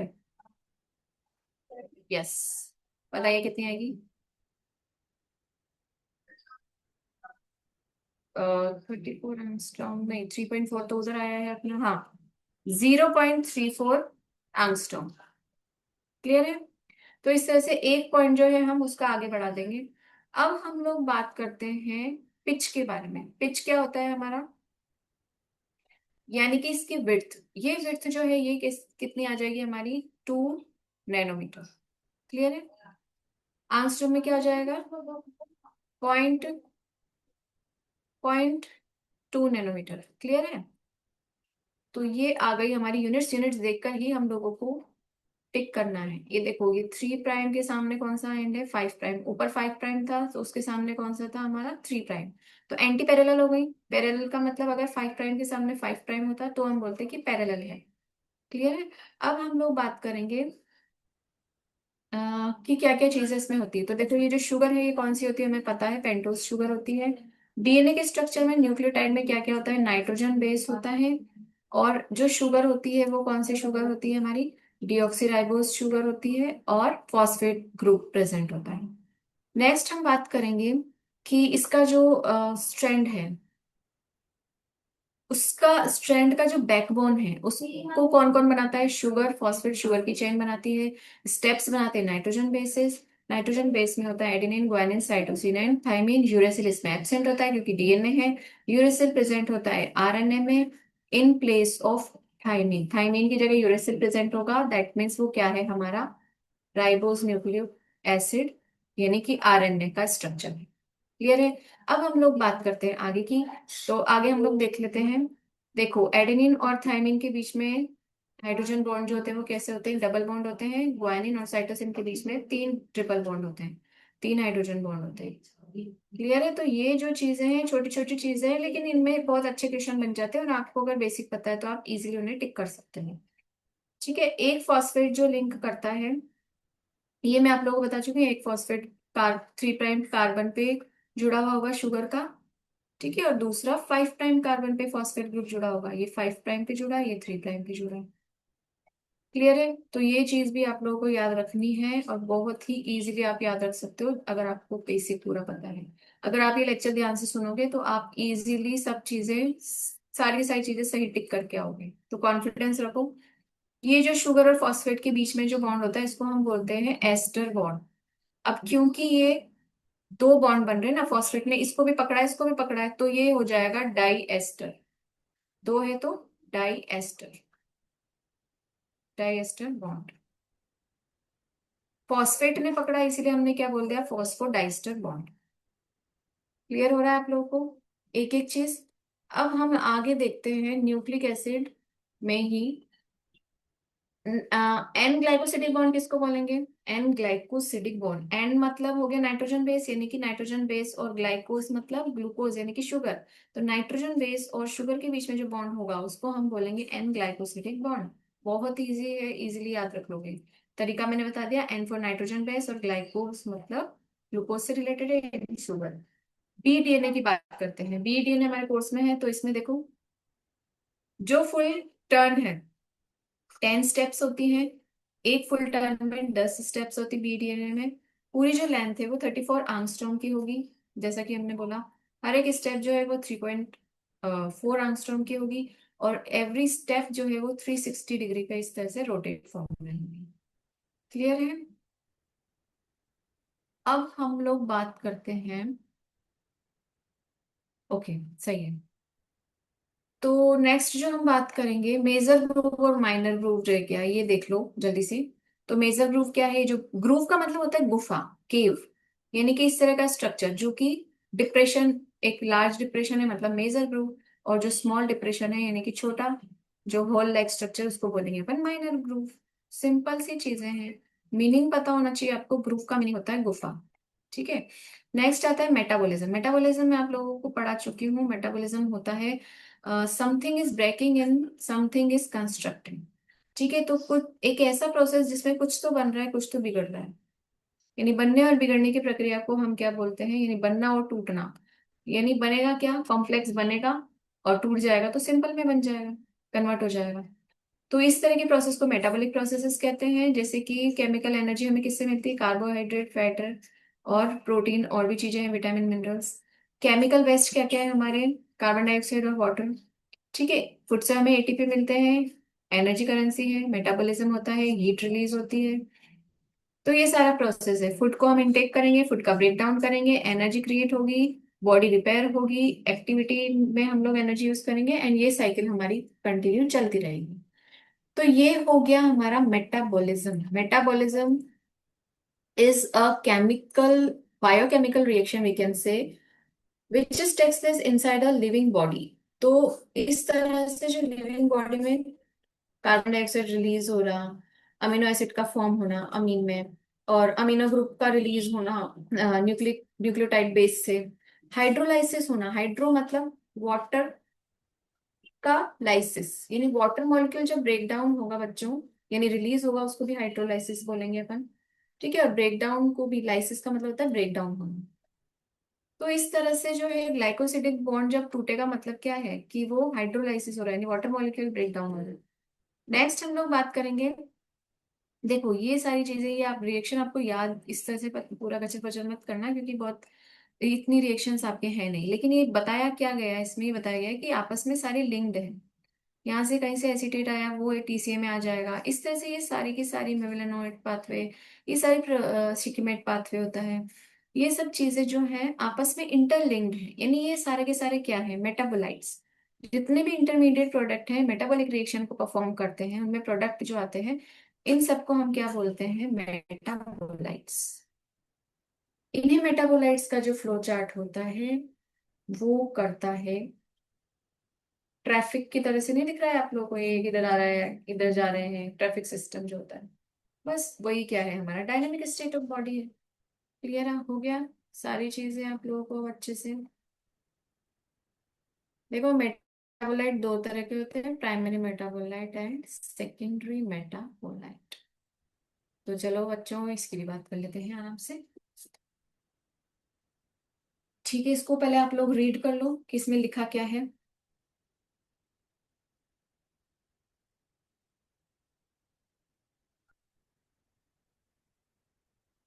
हो गया? प्राइमरी मेटाबोलाइट में क्या होता है? वो फंक्शन जो कि, कुछ जो फिजियोलॉजिकल फंक्शंस होते हैं जो हमारी बॉडी लाइफ के लिए नेसेसरी एसेंशियल, उनके बिना हमारी लाइफ नहीं है। यानी amino acid, sugar, nucleic acid, lipid, vitamin चाहिए ही चाहिए।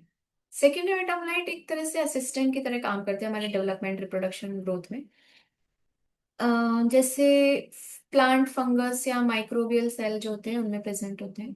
Alkaloids, pigments, terpenoids, essential oil, toxins, lectins, drugs, जो कि इनका डिफेंस करेंगे, इनको कलर प्रोवाइड करेंगे। ठीक है, ये सारी चीजें हैं सेकेंडरी मेटाबॉलाइट। तो एग्जाम्पल देख लेते हैं बच्चों। पिगमेंट्स का example carotenoids, anthocyanin. Alkaloids, morphine, codeine. Terpenoids, monoterpene, diterpene. Essential oil, lemon grass oil. Toxins, abrin, ricin. Lectins का example concanavalin A, drugs, vinblastine, curcumin. Next आता है पॉलीमेरिक में rubber, gum and cellulose.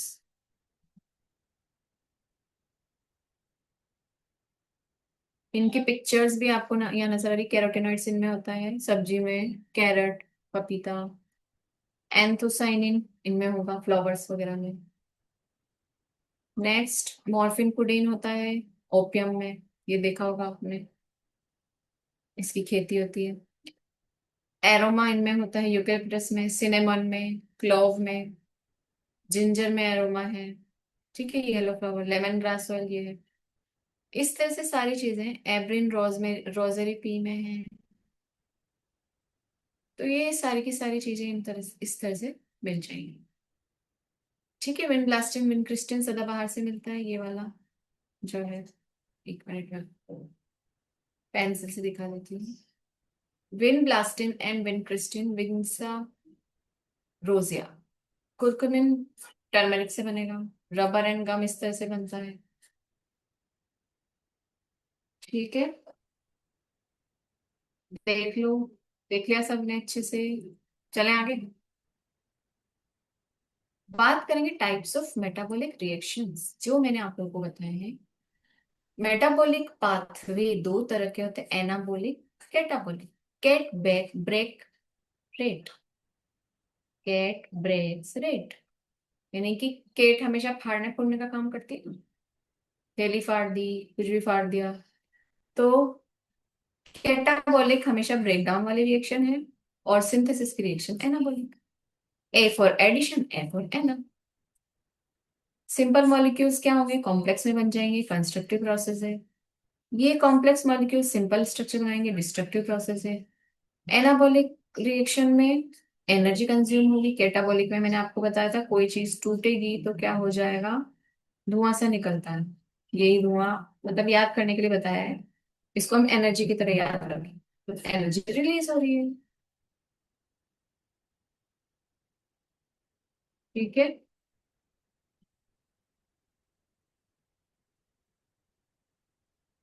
Example देख लो। Anabolism के acetic acid से cholesterol बना, amino acid protein, photosynthesis. Catabolism glucose lactic acid में glycolysis respiration. ठीक है, कैटाबोलिज्म के एग्जाम्पल। जब भी एनर्जी रिलीज होगी कैटाबोलिज्म में, केमिकल बॉन्ड की फॉर्म में वो स्टोर हो जाएगी। यानी एक बॉन्ड ब्रेक होगा तो दूसरा कहीं ना कहीं फॉर्म होगा। Biosynthetic, osmotic and mechanical work में वो बॉन्ड एनर्जी यूज आती है। क्लियर है? एटीपी क्या होता है? एटीपी मॉलिक्यूल क्या है? एडेनिन ग्रुप पे हमने राइबोस शुगर तो जुड़ा हुआ है ही, जब हमने तीन फॉस्फेट जोड़ दिए वो हमारा बन गया एटीपी। सिंपल है। अभी तक तो एक ही जोड़ रहे थे डीएनए में, लेकिन तीन जोड़ दिए तो क्या बन जाएगा, एटीपी। लिविंग स्टेट क्या है? कोई भी ऑर्गेनिज्म मेटाबॉलिकली एक्टिव है तो वो लिविंग है। ब्लड की कंसेंट्रेशन, ब्लड में ग्लूकोज की कंसेंट्रेशन होती है 4.2 से 6.1, तो नॉर्मल है, मिलीमोल पर लीटर। ठीक है, और हार्मोन्स को हम नैनोग्राम पर एमएल में कैलकुलेट करते हैं।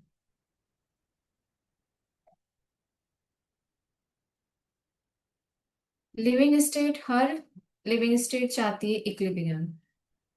ठीक है, पीस चाहते हैं सब। तो कंटिन्यूसली जब वर्क करते हैं लिविंग ऑर्गेनिज्म तो वो इक्विलिब्रियम में नहीं आ सकते। उसको हम बोलेंगे नॉन इक्विलिब्रियम स्टेडी स्टेट। ठीक है, जो कि हमें वर्क करने के लिए, अगर हम बैठ गए एक जगह इक्विलिब्रियम स्टेट, काम कैसे करेंगे? ठीक है, और लिविंग प्रोसेस जो है वो कंस्टेंटली, ये कंसिस्टेंटली वर्क, कोशिश करती है कि वो इक्विलिब्रियम में आ जाए। ठीक है, तो इसके लिए वो एनर्जी मेटाबॉलिज्म से ही उसको मिलती है, और मेटाबॉलिज्म के बिना कोई भी लिविंग प्रोसेस पॉसिबल नहीं होता। ठीक है, एंजाइम्स आ गया हमारा। एंजाइम्स में देख लेते हैं कितना। केमिकल रिएक्शंस हैं, lock and key method, okay, Michaelis Menten factors, ज्यादा तो है नहीं बच्चों में। ठीक है, ये सारा का सारा हमको आज करना है complete, prosthetic group and all. ठीक है, तो ये सारी चीजें हम लोग को देखनी है कौन से टॉपिक में, एंजाइम। एंजाइम वाला जो टॉपिक है उसमें हम लोगों को देखना है। What do you mean by enzymes, पहले ये बताओ। Enzymes are bio catalyst. क्या कहते हैं एंजाइम्स को? बायो कैटलिस्ट कहते हैं। तो देखो, अब हम बच्चों स्टार्ट करने जा रहे हैं एंजाइम वाला पार्ट। तो enzymes are also called as bio catalyst. ये बायो कैटलिस्ट क्या करते हैं, स्पीड जो होती है बायोकेमिकल रिएक्शन की उसे इंक्रीज करते हैं। जितने एंजाइम्स हैं वो सभी प्रोटीन होते हैं, लेकिन सभी प्रोटीन एंजाइम नहीं होते हैं, कुछ रिसेप्टर होते हैं, अलग अलग फॉर्म में होते हैं। एंजाइम्स स्पेसिफिक होते हैं, यानी हर सबस्ट्रेट का उसका खुद का एंजाइम है, हर ताले की अपनी चाबी है। राइबोजाइम का मतलब होता है आरएनए जब एक्ट करेगा एंजाइम की तरह तो हम उसे राइबोजाइम कहेंगे। किसी किसी रिएक्शन की रेट को बढ़ा देगा, जो कि हमने देखा था इसमें राइबोसोम्स में जो आरएनए होता है वो क्या होता है, राइबोजाइम की तरह एक्ट करता है। टर्शियरी स्ट्रक्चर जो होता है एंजाइम का, और टर्शियरी स्ट्रक्चर होने की वजह से इनमें ये देखो टर्शियरी स्ट्रक्चर 3D, इसमें एक्टिव साइट बन जाती है, यहीं पे जो है सबस्ट्रेट आके बाइंड होता है, प्रोडक्ट में फॉर्म हो जाता है। क्लियर है? इन्हीं सर्विसेज को यानी गुफा लाइक स्ट्रक्चर को हम बोलते हैं पॉकेट्स। एक्टिव साइट्स इनको कहते हैं। ठीक है, और उसके बाद हम बात करेंगे केमिकल कंपाउंड। दो तरह के होते हैं। ठीक है, तो केमिकल कंपाउंड के बेस पे दो तरह के चेंज है, physical change, chemical change. Change अगर किसी की शेप स्ट्रक्चर में हो रहा है बॉन्ड ब्रेक के होने के बिना तो फिजिकल चेंज है, जैसे आइस मेल्ट होती है वाटर, और वाटर वेपर सभी का फॉर्मूला H2O होता है, चाहे वाटर वेपर हो, आइस हो या पानी हो। केमिकल चेंज का मतलब होता है बॉन्ड ब्रेक होंगे और नए पुश बॉन्ड जो है बन जाएंगे। ये ऑर्गेनिक या इनऑर्गेनिक रिएक्शंस हो सकती हैं। इनऑर्गेनिक में होता है अदर देन, जैसे ये बी है, यानी कि कार्बन, हाइड्रोजन और ऑक्सीजन के अलावा भी लोग जो पार्टिसिपेट कर रहे हैं उनको हम क्या बोल देंगे, इनऑर्गेनिक। और ऑर्गेनिक में हमेशा कौन होंगे, कार्बन, हाइड्रोजन एंड ऑक्सीजन। इसमें भी वही है, इसमें भी वही है, ये भी वही है। फिजिकल या केमिकल प्रोसेस की जो रेट होती है वो इक्वल होती है हमेशा उसके जो पर यूनिट टाइम में जो प्रोडक्ट बन रहा है, ठीक है, उसकी इक्वल ही क्या होगी, केमिकल प्रोसेस की रेट होगी। क्लियर है? आगे देखते हैं। रेट को हम वेलोसिटी भी कहते हैं। ठीक है, वेलोसिटी एक वेक्टर क्वांटिटी है, डायरेक्शन स्पेसिफिक डायरेक्शन में ही रिएक्शन जाएगी, इधर उधर कहीं नहीं जाएगी, खरबूज नहीं बनाएगी। तो फिजिकल और केमिकल प्रोसेस जो है वो कौन कौन से फैक्टर से इफेक्ट होते हैं, टेम्परेचर से। जनरली अगर टेम्परेचर सही मिल जाए तो रेट डबल हो जाती है या फिर हाफ भी हो सकती है, अगर टेम्परेचर हमने डाउन कर दिया तो 10 डिग्री सेंटीग्रेड पे अगर हमने टेम्परेचर चेंज किया अराउंड 10 डिग्री, तो उससे डायरेक्शन उसकी चेंज हो सकती है। For example very high reaction में क्या होता है, जैसे कार्बनिक एनहाइड्रेज है, बहुत ज्यादा स्पीड बढ़ा देता है, सबसे फास्टेस्ट एंजाइम है, 10 मिलियन टाइम्स बढ़ा देगा, यानी 200 मॉलिक्यूल अगर इसके एब्सेंस में बन रहे थे, इसके कार्बन, ठीक है, कार्बनिक एसिड के, तो क्या हो जाएगा इसकी प्रेजेंस में, 6 लाख अबाउट मॉलिक्यूल पर सेकेंड बनाएगा। क्लियर है? इसीलिए सोचो आप लोग कि कितना इसने रेट ऑफ रिएक्शन बढ़ा दिया। मेटाबॉलिक पाथवे, मैंने स्पीड थोड़ी अपनी कम इसलिए कर दी क्योंकि ये बहुत इंपॉर्टेंट है और आपको अच्छे से समझ में आना चाहिए। मेटाबॉलिक पाथवे डिफरेंट एंजाइम्स का होता है, जैसे ग्लाइकोलाइसिस में हमने अलग अलग एंजाइम्स देखे थे, उसी तरह से जो है हर एक पर्टिकुलर प्रोडक्ट के लिए हमको अलग एंजाइम लगेगा। ठीक है, नेक्स्ट आता है नेचर क्या है इसका। तो देखो, नेचर की अगर हम बात करेंगे तो लॉक एंड की मॉडल पहले दिया गया था। तो जैसे हर ताले की चाबी अलग होती है, उस तरह ऐसा कहा जाता था कि एंजाइम और सबस्ट्रेट दोनों स्पेसिफिक होते हैं। अगर ये क्या है, अलग अलग है, तो E+S, जुड़ गए तो ES, प्रोडक्ट बन गया तो ईपी। अब प्रोडक्ट अलग हो गया, इससे भी ये भी अलग हो गया तो ई प्लस पी। तो ये छोटी छोटी चीजें हैं, ये बहुत इजी हैं, आप ध्यान से सुनोगे तो भाई आपको बिल्कुल ही याद हो जाएंगे हाथों हाथ। ठीक है, तो इसी प्रोसेस को क्या बोलते हैं, ट्रांजिशन स्टेट। अब ऐसा क्या होता है कि एंजाइम केमिकल रिएक्शंस बढ़ा देते हैं। रीजन क्या है बच्चों, क्वेश्चन पूछा जाता है, कौन है इसका कारण।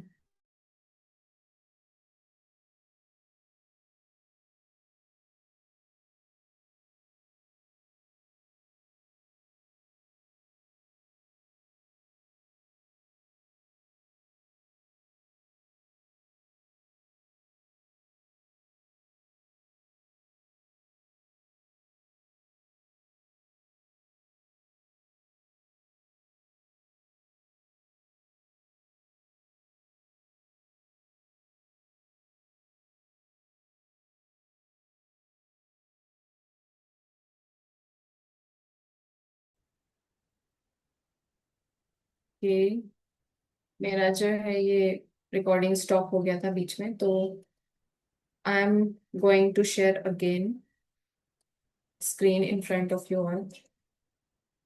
दिख रहा है? देखो बच्चों, इसमें क्या होता है कि हम लोगों ने एक्टिवेशन एनर्जी की बात की। ट्रांजिशन स्टेट होती है जहां रिएक्टेंट से प्रोडक्ट बन जाता है, और एवरेज एनर्जी सबस्ट्रेट की माइनस ट्रांजिशन एनर्जी जब हम करेंगे तो क्या आ जाएगा, हमारा एक्टिवेशन एनर्जी निकल के आएगी। फॉर्मूला अगर पूछ लें तो आप लोग टिक कर दोगे। अगर प्रोडक्ट जो है वो लोअर एनर्जी लेवल पे है सबस्ट्रेट के, तब तो हम बोलेंगे कैसी रिएक्शन है, एक्सोथर्मिक। ठीक है, इस एक्सोथर्मिक के लिए कोई एनर्जी की रिक्वायरमेंट नहीं है प्रोडक्ट बनाने के लिए। और अगर प्रोडक्ट हायर एनर्जी पे है तो एंडोथर्मिक। इस बायोकेमिकल रिएक्शन में एंजाइम जो है वो एक्टिवेशन एनर्जी को कम कर देता है, और इसी से एक्टिवेशन एनर्जी अगर बच्चों कम हो जाएगी तो रेट जो है वो इंक्रीज हो जाएगी। क्योंकि अगर मान लो रेट बढ़ रही है, नहीं क्या है, उसने बहुत फटाफट काम कर दिया ना, तो एक्टिवेशन एनर्जी कम लगेगी, ताकत कम लगेगी। फैक्टर्स एंजाइम को एक्टिविटी को जो इफेक्ट करते हैं, पहला temperature and pH, concentration and presence and absence of inhibitor.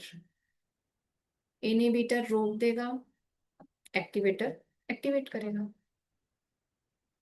ठीक है, टेम्परेचर के लिए अगर टेम्परेचर और एंजाइम एक्टिविटी का ग्राफ देखेंगे तो ये बनेगा, पीएच के हिसाब से ये ग्राफ आएगा। ऐसा का ऐसा उठ के आ जाता है। सबस्ट्रेट कंसंट्रेशन एक लेवल पे क्या होगा, वो स्टेबल हो जाएगा, कितना भी आप ऐड करो। ठीक है, ये आपको याद रखने हैं, ऐसे कैसे उठ के आ जाते हैं क्वेश्चन में। टेम्परेचर एंड पीएच, अगर एंजाइम जो है वो शो कर रहा है आपको highest activity optimum temperature pH पे ही शो करेगा। ऑप्टिमम वैल्यू से अगर कम आपने दे दिया उसको टेम्परेचर, लो टेम्परेचर पे इनएक्टिव भी हो सकता है, रुक भी सकता है, धीरे भी हो सकता है। हाई टेम्परेचर पे एंजाइम ही बेचारा डिस्ट्रॉय हो जाएगा, डिस्टोर्ट हो जाएगा डीनेचर होने की वजह से। तो उसकी शेप चेंज हो जाएगी, एक्टिव साइट पे वो बाइंड नहीं कर पाएगा लिगेंड से। ये देखिए ये ग्राफ बनते हैं। ठीक है, अब पीएच वाला ग्राफ देखेंगे। पीएच वाला जो ग्राफ है वो बेल शेप आएगा, यानी कि वो भी ऑप्टिमम, उसको पीएच ऑप्टिमम चाहिए। हाई टेम्परेचर और हाई प्रेशर पे कुछ कैटलिस्ट वर्क करते हैं जिनको मोर देन 40 डिग्री सेंटीग्रेड चाहिए, जैसे थर्मोफिलिक ऑर्गेनिज्म। ठीक है, वो हाई टेम्परेचर पे भी सरवाइव करेंगे, 80 to 90 डिग्री पे भी वो सरवाइव करेंगे। थर्मोफिलिक बैक्टीरिया होते हैं, नाम से पता चल रहा है। कंसंट्रेशन कैसे इफेक्ट करेगी, अगर हमने कंसंट्रेशन बढ़ाई सबस्ट्रेट की तो देखो, अभी तो काम कम है तो मजे से कर रहा है, जैसे काम देते जाएंगे फास्ट होती जाएगी स्पीड, फिर एक टाइम पे बेचारे की कैपेसिटी जितनी है उतना ही करेगा, बाद में वो स्टेबल हो जाएगा। तो ये हो गया सबस्ट्रेट कंसंट्रेशन। ठीक है, इसलिए ग्राफ क्या हो गया है बाद में, इसमें देखो जी जाके क्या हो गया है, स्टेबल हो गया। कितना भी इसको सबस्ट्रेट बढ़ा दो उसको फर्क नहीं पड़ेगा। क्लियर है। नेक्स्ट हम लोग बात करेंगे इनहिबिटर की प्रेजेंस में, यानी कि देखो इनहिबिटर अगर आ गया तो एंजाइम का काम रुक जाएगा। आपको किसी ने बातों में लगा लिया, आप पढ़ाई छोड़ दोगे। कौन करेगा बच्चों ऐसा? जिसको आपसे कंपटीशन है। ठीक है। तो देखो दो तरह के लोग हैं, जिसको कंपटीशन है जिसको नहीं है। यानी देखो नॉन कॉम्पिटिटिव इनहिबिशन का मतलब क्या है? दो प्लेसेस हैं, दो सीट है बैठने के लिए। सबस्ट्रेट तो अपनी साइड साइड पे आएगा, लेकिन बेचारा बैठेगा कब? जब ये इसको कुर्सी देगा। यानी कि अगर ये इससे पहले अगर साइड पे बाइंड हो गया तो ये इसकी शेप चेंज कर देगा और ये इसको रिकॉग्नाइज नहीं कर पाएगा, इसके कान भर देगा बच्चों। तो ये इसको नहीं पहचान पाएगा कि मेरा दोस्त है, तो इनमें रिएक्शन नहीं होगी। कॉम्पिटिटिव वाला क्या करेगा? उसी की जगह पे आके बैठ गया, ले अब तो कहाँ बैठेगा। ठीक है, तो ये कॉम्पिटिटिव इनहिबिटर का काम है। याद रह जाएंगे। अब हम बात करते हैं, फॉर एग्जाम्पल एक ले लेते हैं सक्सिनेट। तो एक एंजाइम होता है हमारे सामने, सक्सिनिक डिहाइड्रोजिनेस। ठीक है, सक्सिनिक डिहाइड्रोजनेज जो कि सक्सिनेट को फ्यूमरेट में बदलेगा। अब इसमें क्या होता है कि मेलोनेट जो है वो भी सक्सिनेट की तरह ही मिमिक करता है। तो जैसे वो मिमिक करेगा तो सक्सिनिक डिहाइड्रोजनेज की एक्टिविटी को बंद कर देगा, रोक देगा, और फ्यूमरेट नहीं बन पाएगा। आ गई बात समझ में? इनहिबिटर ऐसा ही काम करता है, रोक देता है रिएक्शन। अब अगर हम बात करेंगे बच्चों क्लासिफिकेशन या नोमेनक्लेचर किसका? एंजाइम का। तो उसके बारे में भी बात कर लेते हैं। चलो बहुत इजी है, बहुत सिंपल है। ऑक्सीडो रिडक्टेज या फिर एक नाम इसका डिहाइड्रोजनेज। यानी देखो जब रिएक्शन में देखोगे रिड्यूस एस प्राइम ऑक्सीडाइज, यहाँ क्या हो रहा है? एस वाला ऑक्सीडाइज हो गया, एस प्राइम वाला रिड्यूस हो गया, मतलब ऑक्सीडो रिडक्टेज। टिक कर दोगे डिहाइड्रोजनेज। ट्रांसफरेज मतलब जी एस के साथ था, एरो के इधर एस प्राइम के साथ होगा, ट्रांसफर कर दिया इस पे। हाइड्रोलाइसिस मतलब वाटर का ब्रेकडाउन होगा, ओ एच एक के साथ जुड़ गया, एच एक के साथ जुड़ गया। लाइस में क्या हो गया? ब्रेकडाउन हो गया दोनों का। ठीक है, लाइसिस हो गया। ये बहुत ही सिंपल सिंपल से है, नाम से ही पता चल जाते हैं। आइसोमरेज आइसोमर है, A B C B C है तो वही ना, लेकिन आइसोमर है एक दूसरे के, कजिन्स है। ठीक है, एक जैसे दिखते हैं लेकिन है नहीं। समझ रहे हो, शक्ल कई बार कजिन से मिलती है हम लोगों की, तो वैसे ही है। लाइगेज का मतलब लाइगेट करना, जोड़ना, ऐड करना। तो एक्स को वाई से जोड़ दिया, एटीपी लगेगी। मैंने बताया आप लोगों को कोई चीज जोड़ोगे तो एटीपी लगेगी, ताकत लगेगी। और एक एटीपी लग रहा है मतलब एडीपी और पीआई रिलीज हो जाएगा। अब देखो बच्चों क्लासिफिकेशन, ये मैंने आप लोगों को बता दिया, तो इसको हम बार बार नहीं देखेंगे, डायग्राम में वही है, पूरा वही दिया हुआ है। ठीक है, अब हम बात करेंगे कोफैक्टर्स। कोफैक्टर्स जो होते हैं वो नॉन प्रोटीनस स्ट्रक्चर होते हैं जो कैटलिस्ट को एक्टिव करेंगे, यानी उनके सहायक। अब मान लो कि आपका बेस्ट फ्रेंड कोई नहीं आया तो आपको मोटिवेशन नहीं मिलेगा। मोटिवेशन नहीं मिलेगा तो उस दिन आपको लगेगा यार पढ़ाई कुछ कम हुई है आज, क्लास में कुछ मन नहीं लगा। वैसे ही होते हैं कोफैक्टर्स और कुलीग्स, ये बोल सकते हैं। एपो एंजाइम क्या होता है? प्रोटीन पोर्शन जो होता है एंजाइम का, ये एंजाइम का, इसको बोलेंगे एपो एंजाइम। कोफैक्टर इस पे आके ऐड हो गया, पास में आके बैठ गया, मोटिवेशन मिल गया, कंप्लीटनेस। होलो एंजाइम, होल मतलब कंप्लीट। साइंस ने बहुत ही सोच समझ के टेक्निकल टर्म्स यूज किए हैं, तो टर्म्स का मीनिंग समझ में आया तो समझ जाओगे। कोफैक्टर एपो एंजाइम जब अलग अलग ही इनएक्टिव है, दोनों जुड़ गए तो होलो, यानी कि एक्टिव। अब देखो जब कोफैक्टर रिमूव होगा एंजाइम से तो उसकी कैटालाइटिक एक्टिविटी लॉस हो जाएगी। यानी आपका बेस्ट फ्रेंड से आपकी जब लड़ाई हो जाती, पढ़ाई कम होती है आपकी, वैसे ही है एंजाइम का भी, दोस्त बिछड़ गए। नेक्स्ट आते हैं कोफैक्टर्स के टाइप्स, देख लेते हैं बच्चों। क्या क्या है?